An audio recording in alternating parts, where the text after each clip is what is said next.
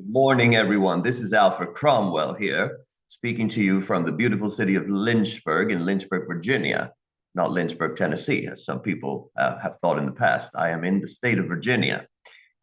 It's a beautiful area, it's a rolling hills and just a very calm environment.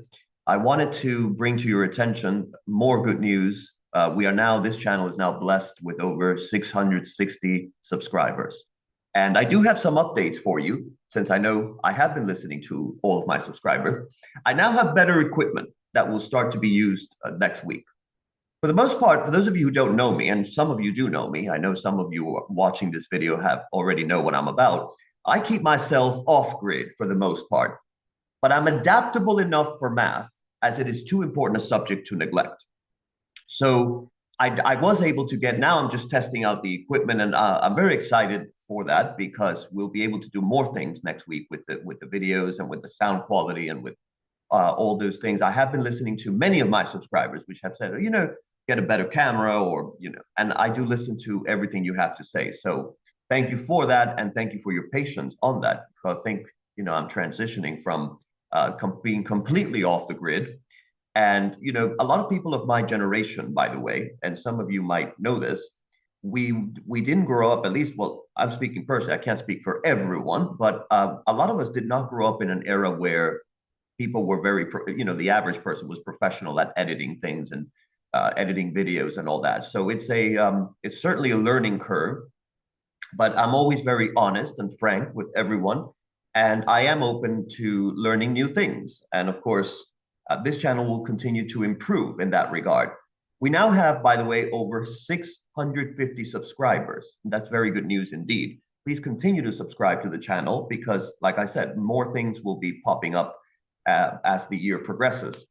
And by the way, we are living in a very dangerous time in America. A lot is at stake. So, and I think you all know what I am referring to, but I'm not going to get into it in the video because I leave that up to your free conscience. But anyway, today's video is going to be about graphing, or this particular video, and I'm going to begin discussing that. So when I was back in the day, when I first started discovering mathematics, and when I was not yet sure if that was going to be my future, one of the areas that I had difficulty with was graphing. Number one, because I'm a terrible drawer. And number two, because a lot of it was idiosyncratic in a way. And I'll tell you why. I started to develop, by the time I was in 8th grade, 9th grade, 10th grade, I started to develop certain attitudes and ideas about what math should be about. And mostly because in those years, and some of you who are of a certain age might know what I'm talking about, there was something called the math wars. The math wars. And because of my own experience in having seen educational standards fall, rigorous standards fall across America, I was already starting to develop a certain attitude of mind where I was very much about being, I guess the word would be tough in the way that mathematics should be approached. And because it worked for me, I started moving away from graphing because a lot of the teachers I had back in the day were very much into graphing. They were all about the technology. Some of you use Desmos now. And I was a traditionalist. And I said, 100 years ago, the great books of algebra did not even get into graphing. And I still hold by that standard, by the way. But I also think it's important to understand graphs, of course, because you cannot become someone who is obsolete. But personally speaking, it's not really my style. I do not take, and I'm going to make this very clear to you all, I do not take a graphing approach. Some instructors do, and that's fine, but that is not my style. The reason I'm making this video, however, is because it is my responsibility as a math person, as a mathematician, that in case some of my subscribers, many of my subscribers, you are students, and you might have an instructor who is either forcing a graphing approach on you, or you just have to know it. And if that's the case, it's my responsibility as an educator of math to kind of tell you what they're about. Because I struggled with them when I first encountered them, and I couldn't understand what the point was. But So today we're going to be graphing trigonometric functions. And if you're not a math person, or if you're kind of approaching this for the first time, or you haven't had exposure to this, you can think of them as you can think of, for example, we'll start with sine, cosine, and tangent for this particular video. You can think of sine kind of as we graph it as it's kind of like the smooth romantic lead in a film. You can think of it as it has kind of a graceful, you're going to see, has a graceful wave-like pattern, and it oscillates up and down smoothly, just like kind of like a romantic, so-called romantic storyline that kind of has an even flow with emotion. Its peaks and troughs create a sense of rhythm and continuity. So it makes it a favorite when it comes to modeling periodic phenomena like sound waves or tides. This is why some of your teachers at the high school level who are using the Common Core, sorry, I had to say the Common Core, they are using that as a backdrop to assignments that are normally called these days sinusoidal modeling, which is just a fancy way of saying word problems that require some kind of graphing. But then you have the cosine. So the cosine is kind of like that reliable, you can think of it as a dependable friend, kind of like that reliable friend who's always there for you, if you have any. Although many people these days, right, it's becoming more rare and rare to actually see true friendship. But it mirrors the sine function. It starts off, the difference is it starts off at its peak, the high point, and when the sine function starts at 0, that's one of the differences. This makes cosine very much incredibly consistent and easy to predict. It's sort of, like I said, it's kind of like that friend who you can always count on. Cosine helps you see that relationship between the angles and their corresponding values in a clear and straightforward way. And then you have tangent. And I always used to refer to tangent kind of as the thief of the spotlight. It's a wild card of the trig. It's kind of like the wild card of the trig functions. It often steals the show with dramatic behavior, while kind of like I used to do in math class back in high school. I never left anyone indifferent, for good or ill. So you have sine and cosine, and those have defined peaks and valleys. The tangent, on the other hand, that can shoot up to infinity at certain angles. And it creates something called, if those of you who, it's called a vertical asymptote. Some of you might have heard. I recommend you watch the video I made on what is a function, by the way, just kind of as a backdrop to this video. I'll link it down below. So tangent kind of has an unpredictable nature. It kind of makes it the diva of the group and draws attention with it has extreme values, rapid changes. So it's kind of like the one that grabs your attention in a crowd. So that being said, from a more mathematical perspective now, we're going to just begin by, I created some problems to study the graphs of trigonometric functions. So if you should be able to see my screen, I hope, the black screen. So first, we're going to find the graph of y equals the sine of x. And let's specify a domain, right, for x is less than, I could have put the symbol, I know, but I'm trying to be fast. As opposed to looking it up. This less than or equal to x and less than or equal to, and we're going to go with the 2 pi, right? 2 pi.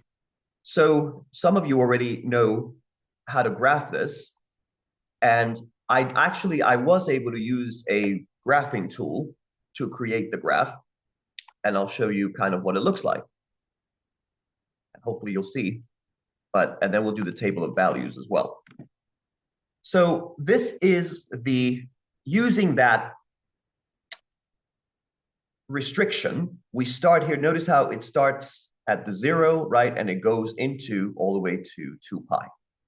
So you can choose a variety of angles. The angles are typically called theta. They use the Greek letter theta, and evaluating the sine of theta for those angles. So I'm going to show you a table of values that you can compute the sine of theta easily. You should choose values for the angles that you can compute easily. So if you use the following table that I'm going to show you, table of values,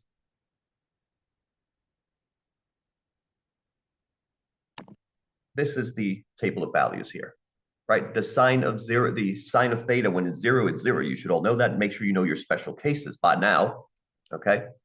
And you can also get sort of an intuition for the shape of the graph if you think about the unit circle. Now, the y-coordinate of the, when you're thinking about the unit circle, remember the y-coordinate of the terminal point of theta is the sine of theta. So you can track how the y-coordinate of the terminal point of theta changes as theta ranges from, the range here is from 0 to 2 pi. So as it increases, as the angle increases from 0 to 2 pi over 2, the y-coordinate of the terminal point of theta increases from 0 to 1. Right? And if you don't know about the unit circle, then I suggest you look that up, just because this video is going to be very focused. It's more for students who already asked me. A couple of students asked me to do this, so they already have some background in this. If you don't, then this is not a right video for you. Also, the y-coordinate increases more quickly, by the way, when theta is near 0. You should know that. It increases more quickly when theta is near 0 than when theta is near pi over 2. And that sort of corresponds to the way the graph that I showed you earlier increases quickly near theta equals 0. But the pace, right, we're going to talk about the pace of this increasing. It actually slows later on as you approach pi over 2. So if you continue past pi over 2, the y-coordinate of the terminal point decreases from 1 to 0. All right? So this kind of corresponds to, you have a downward trajectory of your graph, right? As you can see in the table of values, by the way, look what happens when you start getting into 7 pi over 6, right? Then you have negative 5 pi over 4, negative square root of 2 over 2, so etc. And if you think about another question, if you were to construct the sine of x for all x, then you can start by continuing with the unit circle. So remember, the value of sine of theta is the y-coordinate. I should write that down, actually, just because I'm sure some of you are listening, but it's better to have it written down. Right? So you have to think of the y-coordinate, right? So the value of the sine of theta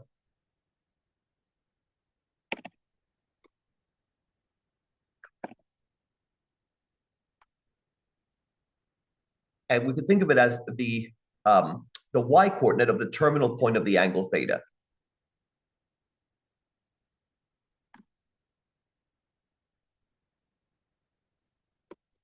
And again, I could use the Greek letter, but I won't this time, right?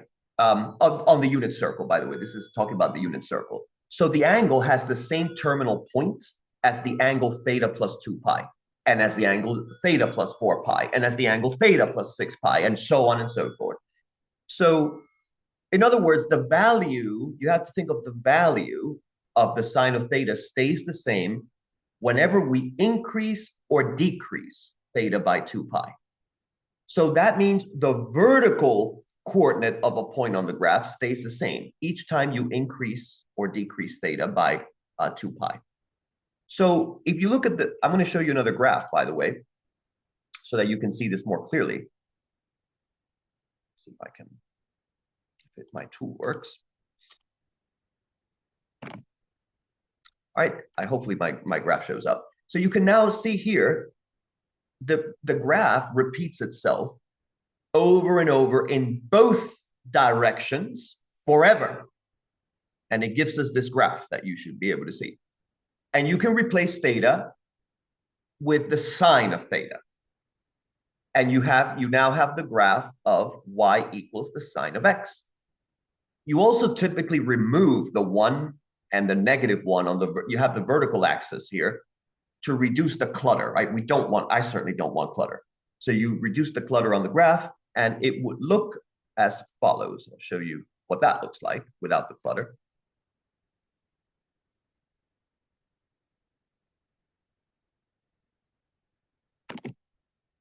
All right, you should be able to, you see the difference here a little bit? So the only difference between this and the earlier graph is the labeling of the axes. We labeled the axes of the first one, of the first graph, with theta and sine of theta, because that is going to allow us to use x and y in discussing the unit circle in the solution. All right? Now, you need to know that a function is called a periodic function if there is some non-zero constant, right? You have to have a constant other than zero, so that f of x equals f parentheses x plus t, right? So I did a little notation for you so that you have it in your notes. And this was from I taught a trigonometry class last semester, and I shared this. This isn't what you need here, the reference for that.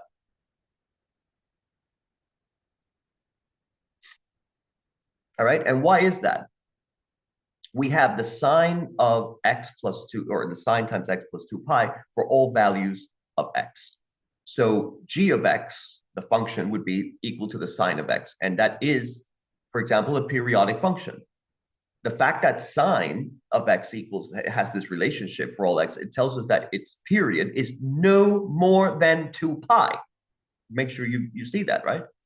So you can see in the graph, the period is no smaller, in fact, than 2 pi. If you wanted to show it algebraically, you can consider points at which sine of x is equal to 1. The only angles of x for which x equals to 1 are those with terminal points. If you have the terminal points 0, 1, right? So the smallest positive angle is pi over 2, x equals pi over 2.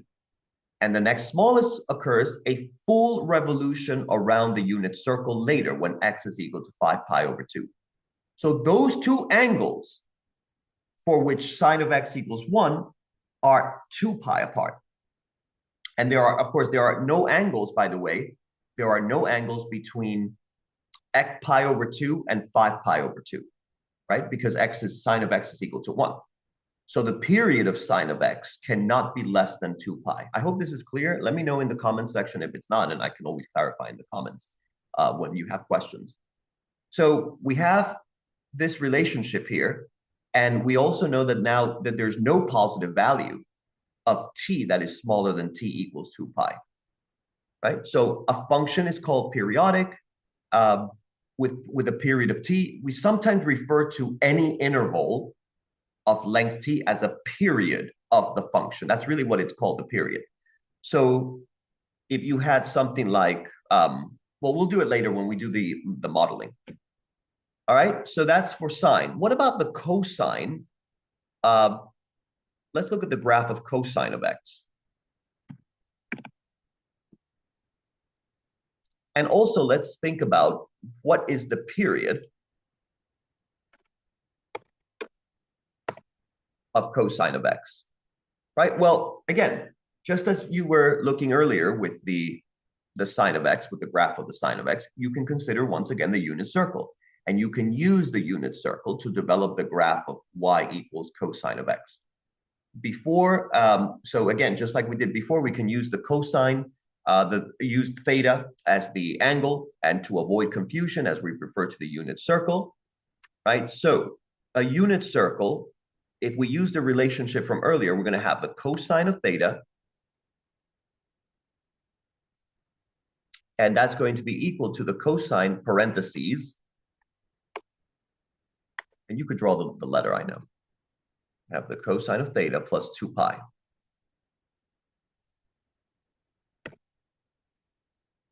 All right? So that's for all values of theta. Because again, why? Ask yourself why. Because the terminal point of theta is the same as the terminal point of theta plus 2 pi. Have you ever been taught that? Do they clarify that? Please let me know also in the comments, because I've heard many times they don't. They meaning some districts. So the graph of the cosine of theta repeats itself horizontally every 2 pi. So how does the graph behave? Well, from theta equals 0 all the way to theta equals 2 pi, if you think about the unit circle and how it works, we can use the terminal point 1, 0, right? And once you start graphing this, I'll show you what it looks like.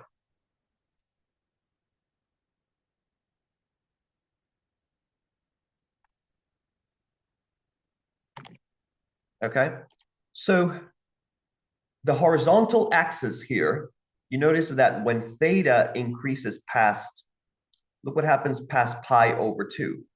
The graph reaches the lowest point at theta equals pi, right? And where cosine theta is where you see -1, and then it goes upwards as theta increases past pi. So that's how you get this kind of this resulting graph. And if you think back to the unit circle, as theta goes from pi to 3 pi over 2, the x coordinate, which is really cosine of theta, this is where it gets interesting, of the terminal point goes from -1 to 0. So that's why here the graph rises as theta goes from, if you notice it goes from, as it goes from pi to 3 pi over 2, you're actually rising. So it intersects the horizontal axis at theta equals, right here, 3 pi over 2. It then continues upward, and it reflects the fact that the x-coordinate of the fourth quadrant angles, the terminal point, is actually positive. So the graph again reaches the cosine of theta equals 1. When you complete your revolution, your circular revolution, not political, about the unit circle, which is when theta is equal to 2 pi. So we're then back where we started on the unit circle. The graph of as theta increases from 2 pi is the same as the graph as theta increases from 0. And therefore, we say that the cosine is periodic with period 2 pi. And if you replace the horizontal and vertical labels of your graph, you will get something that looks like the following. This is going to be the graph of y equals the cosine of x. And it looks like that. All right. Now, the shape of the graphs here of sine and cosine, we sometimes refer to as a sinusoid, as you've heard, right? Or the sine curve. And because you notice these graphs actually look very similar, don't they? So then you have to think, what is the relationship between the graphs of sine of x and cosine of x? What does this suggest as the relationship that sine and cosine have? Well, if you graph both of them, I'm going to use sine, I did it solid, and I use cosine dashed on the Cartesian plane. This is what you're going to see. Let's see if it comes up.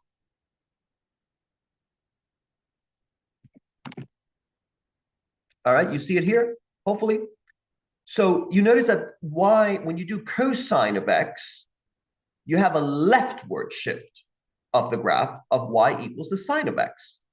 So this is fascinating to me. This is an interesting relationship between the sine and cosine.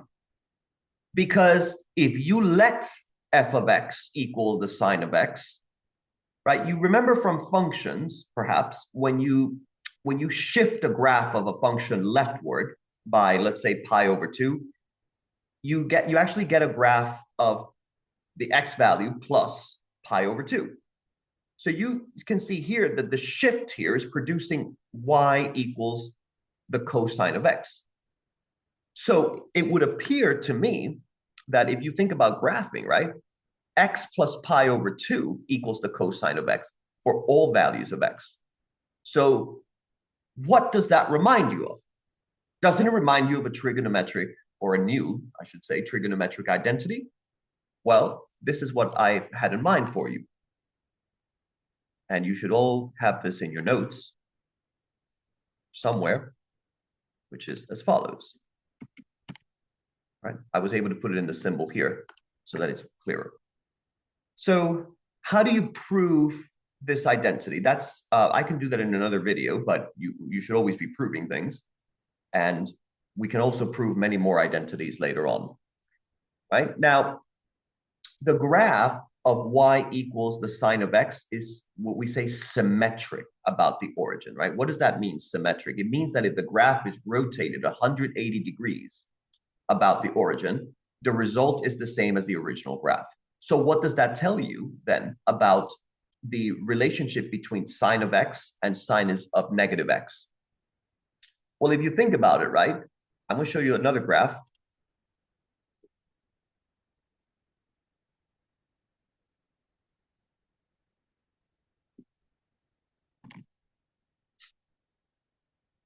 If you have a point P here and you rotate it around, well, you rotate it 180 degrees, look at point O, and we've produced here point, I call it P prime or P apostrophe, then O, right, is the midpoint here, right? The O is the midpoint. So if AB is, if we rotate that 180 degrees around 0, 0, the result must be negative A, negative B, right? Why is that? Because 0, 0, is the midpoint of the segments that have endpoints A and B and negative A and negative B. That's the reason why. So if you also think about symmetry for cosine of x, the graph of cosine of x is symmetric around the y-axis. This means that in that case, for every point A and B on the graph, there's a mirror image over the y-axis, which is now negative A, comma B. That's also on the graph. So we have to have both B equals the cosine of A and B equals the cosine of negative A. So to be clear, your graph would look as follows, right? When it's with these coordinates, and I'll show you. This is for cosine, by the way.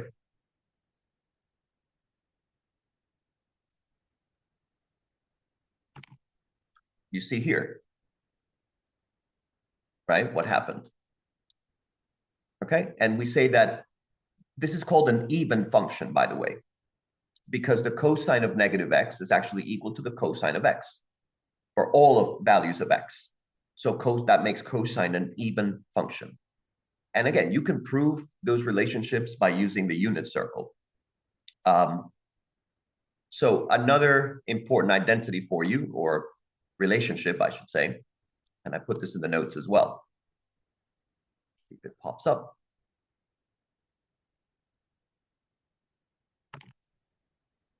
This is something that you should keep in mind. All right.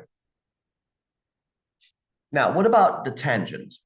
What is the period of tangent of x? And we're going to talk about the graph as well.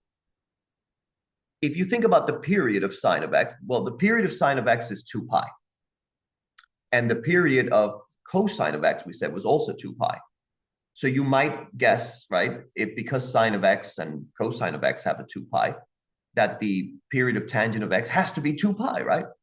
After all, right, if you have the following relationship, if you have sine of x plus 2, sine times x plus 2 pi equals the following. Let's see if I can show you the relationship. I was able to do it with earlier on. It's not showing up. This is what I'm talking about here, right? Based on the fact that sine times x plus 2 pi is equal to, if you use distribution, right? Sine of x and cosine of x plus 2 pi equals cosine of x. So what does that tell you? That, well, it tells us that sine of x is periodic, right? And that the period is no greater than 2 pi, right? But it doesn't tell us that the period is exactly 2 pi, because the period could still be smaller than 2 pi. So you turn now to the unit circle to determine the period then. Now remember that if you know your trigonometric identities, you know that the tangent of theta is the slope. I should write that down for you all, actually, because I doubt sometimes it's easy to miss. It's important to have definitions.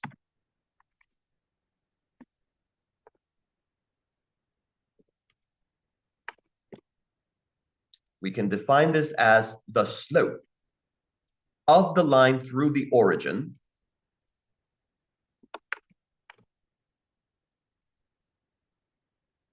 And if that's the case, and the terminal point of theta.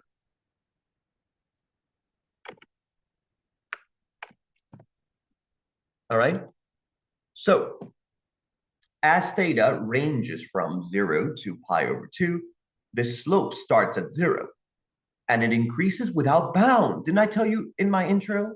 I told you it's going to steal the show now. And it without ever being the same for two different values of theta. So as theta goes from 0 down to negative pi over 2, the slope starts at 0 and decreases without bound. Again, without ever being the same for two different values of theta. So the slope is 0 when theta equals 0, and negative when 0 is greater than theta, and when theta is greater than negative pi over 2. Right? So there are no other ways to interpret it in that sense. So, but what about if you ask ourselves, can the period of tangent equal pi? Again, well, we've been using the unit circle, haven't we? So it holds the answer. For any m, right, which we call a point, the line through the origin with the slope of m intersects the unit circle at 2 points that are diametrically opposite each other. I was going to say opposed to each other, but I didn't want any puns. Therefore, they are the terminal points of two angles that differ by pi.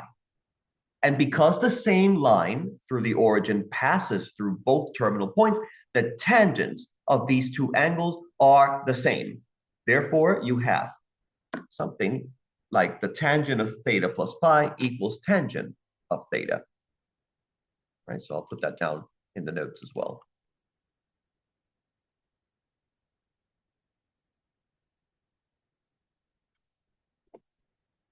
This is important here.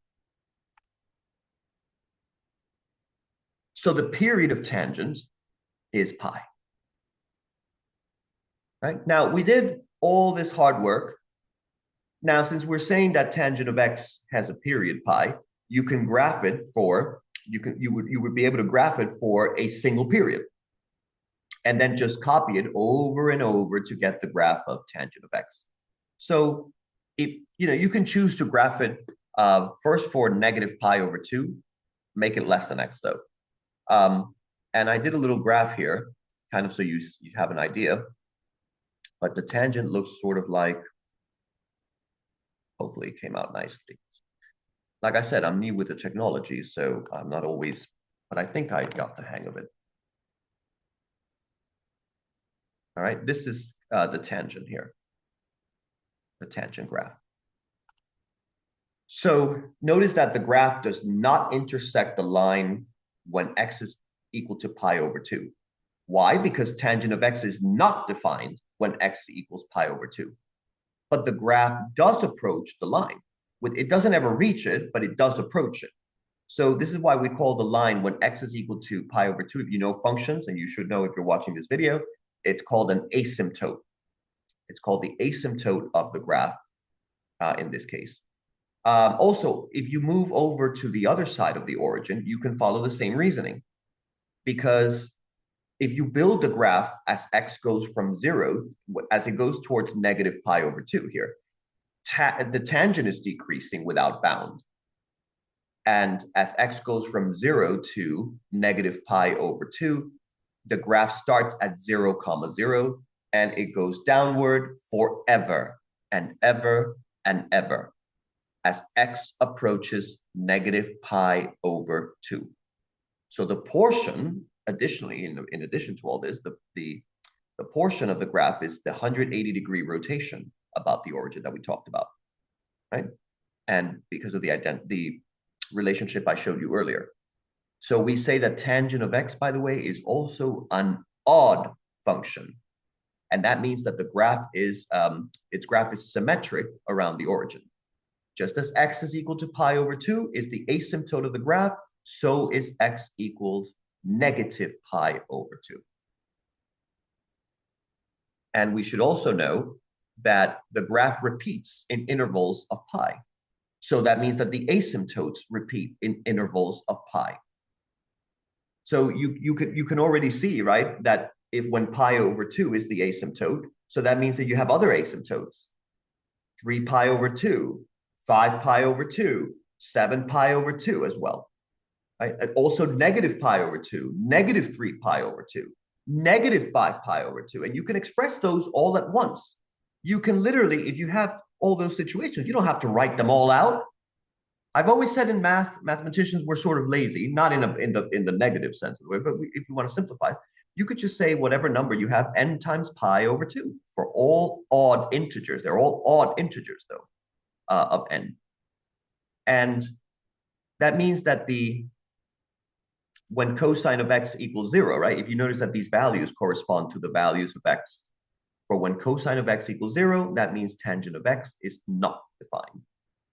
Right? So hopefully that this video was somewhat useful in the sense of where it comes from. I do want to share with you, though, one more thing for this particular video. And then in another video that I'll be doing today as well, we will be talking about the amplitude and a little bit more advanced when you do sinusoid. That's what they call sinusoidal function modeling. But what if they ask you something like, for example, what is the number of solutions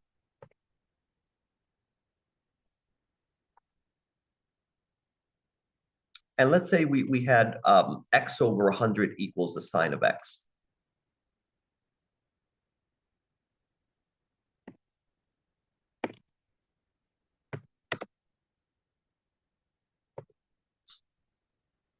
All right. So the problem here, well, first I want you to try it, and then we'll talk about it. You can pause this video and try it. All right. So hopefully you got yourself a solution. You can't isolate x or factor this equation in any useful way. So you have one obvious solution at x equals 0, which makes both sides equal to 0. But there aren't any other, aside from 0 here, there aren't any other obvious solutions. Maybe there are no other solutions, perhaps. So we need some intuition for this problem. And sometimes graphing is very useful. You can solve equations by graphing, certainly. So if we were to try to graph this, and some of you have a graphing utility, some of you use Desmos, I know that. So if we graph, and let's graph both y equals x over 100, and also y equals the sine of x. And you can see, I actually used my graphing utility, the online one, and I got something that looks like this. I'll show you, it comes up.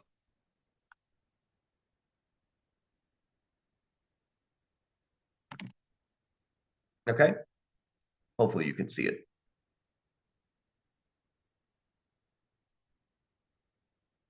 And from here, notice the intersection points, right? So anytime these intersection points, it's a corresponding solution of the equation, right? So, by the way, the dashed is x over 100, and the wave, right, is the sine of x. So you can see here, there are many more solutions. In fact, you can see here for each period of the sine of x, you have a line that is between y equals 0 and y equals 1. So it's going to intersect the graph of y equals sine of x twice. Once as the sine of x goes up, notice how it goes up from 0 to 1, and then again as sine of x goes down from 1 to 0. So the same is true for any line that is between y equals 0 and y equals -1. And that is called a full period, right? For a full period of sine of x. So how do you count the number of intersections? Well, note, both graphs are symmetric here about the origin.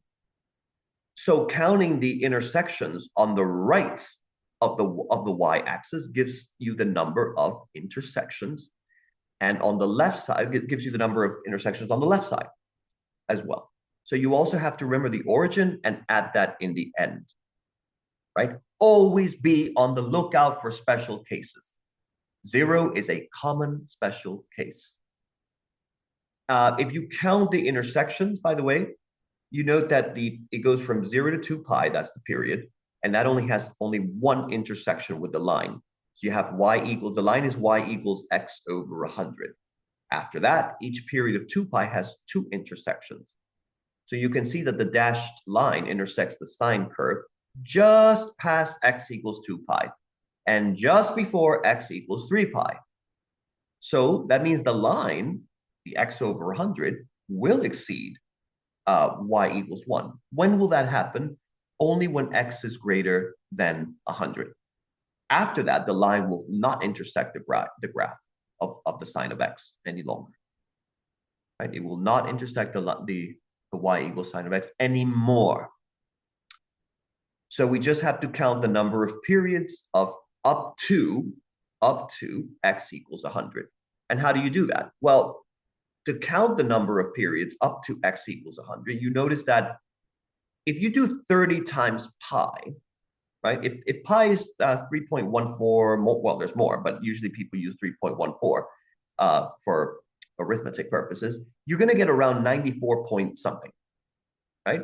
And 32 pi, that's going to give you around 100 point, if I round to nearest 10.5, or 100.48 if I do it to the nearest hundredth. So you know that the complete 15 full periods, and then most of another one as x goes from 0 to 100. But how do you know if the line intersects the graph of y equals the sine of x? Twice. During the period as you go from x equals 30 pi to x equals 32 pi. Well, we see here that you have a portion of both graphs for values of x from a little less than 30 pi to a little more than 32 pi. So it's not terribly illuminating, right? It's not even obvious from the diagram I have here that graphs don't intersect when x is greater than 32 pi. So you have to use an observation here, right? I'm going to give you a close-up of what I'm referring to. Hopefully that makes it a little bit better.